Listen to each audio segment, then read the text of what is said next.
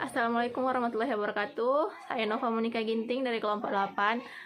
Saya di sini sebagai moderator bersama rekan saya yang bernama Hadijah Nuraini dan juga Putri Widya Marpaung.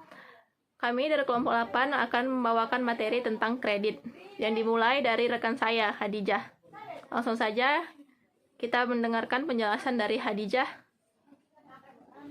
Assalamualaikum warahmatullahi wabarakatuh. Saya Hadijah Nuraini akan menjelaskan pengertian kredit dan unsur-unsur kredit. Kredit dalam bahasa Latin yang berarti creder, yang artinya adalah percaya.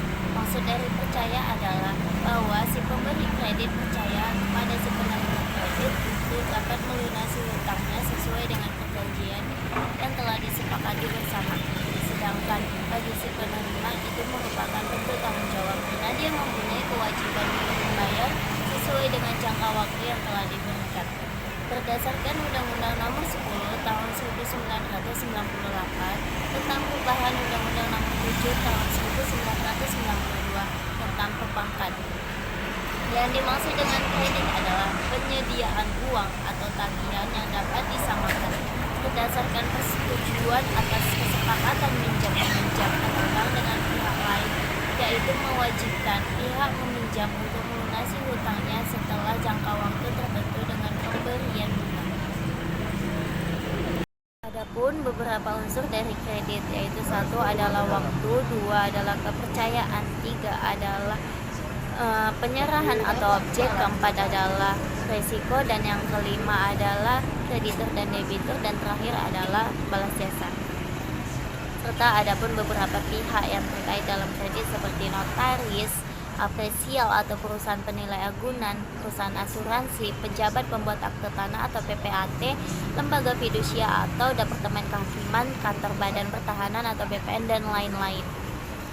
Serta adapun tujuan utama dari pemberian kredit, yaitu 1 adalah mencari keuntungan, yang kedua adalah membantu usaha nasabah, yang ketiga adalah membantu pemerintah. Nah, mencari keuntungan dalam bank konvensional itu didapat dari bunga serta biaya administrasi yang dibebankan kepada nasabah. Sedangkan kalau untuk membantu nasabah terbantu dengan adanya pemberian dana finansial untuk membantu perekonomian atau untuk membuka usaha dan lain-lain.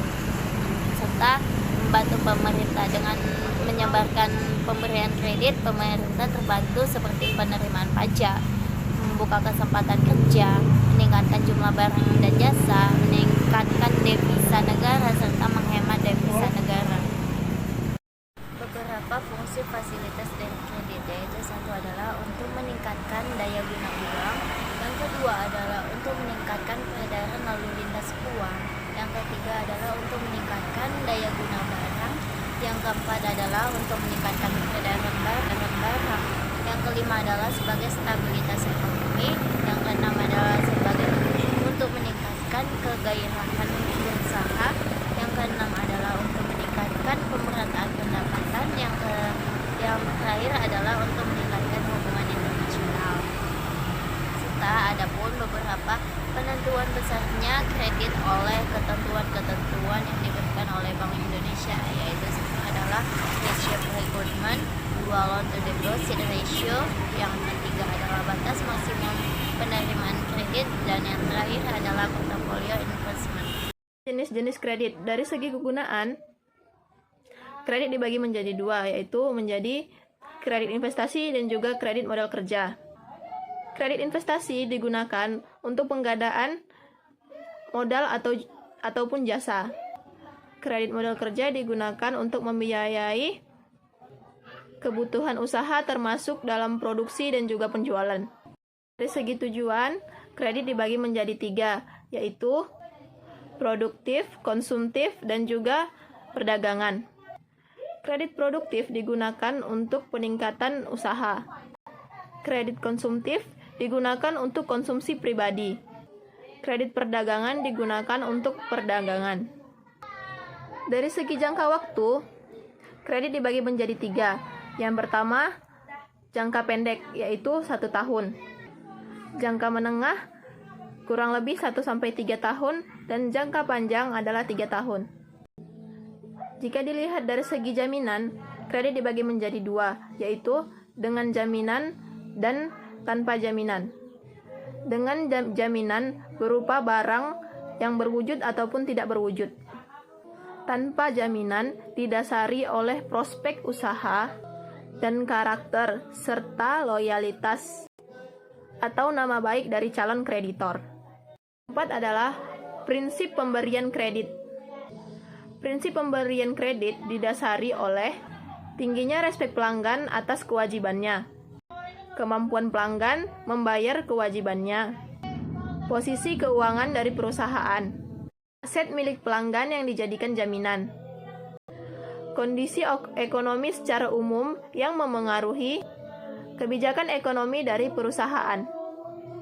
Assalamualaikum warahmatullahi wabarakatuh. Baiklah, saya akan menyambung materi dari teman saya, yaitu tentang jaminan kredit.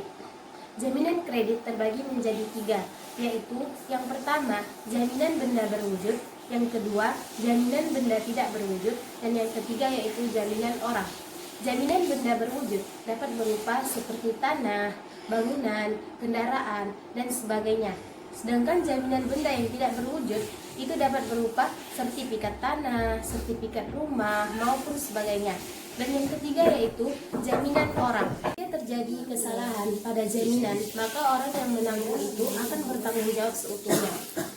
Kemudian jaminan pada bank dapat digolongkan melalui jenis-jenis maupun sifatnya, yaitu salah satunya yang pertama, jaminan disebabkan oleh undang-undang dan perjanjian. Yang kedua, jaminan yang dapat berupa umum maupun khusus, dan yang terakhir yaitu jaminan yang berupa perbendaan maupun perorangan.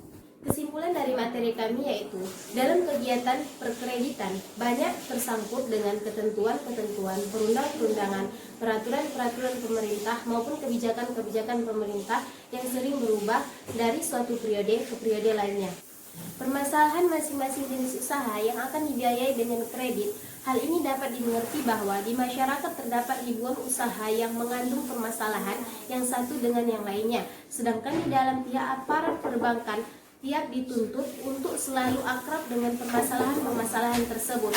Selain itu, masalah-masalah bersifat quasistis, artinya masalah yang ada pada satu debitur akan berbeda dengan debitur lainnya. Dari kondisi ini, maka aparat perbankan harus mempunyai daya analisis yang cukup tajam dan secara cepat harus mampu pula mengadakan identifikasi dari permasalahan yang dihadapi pada nasabahnya.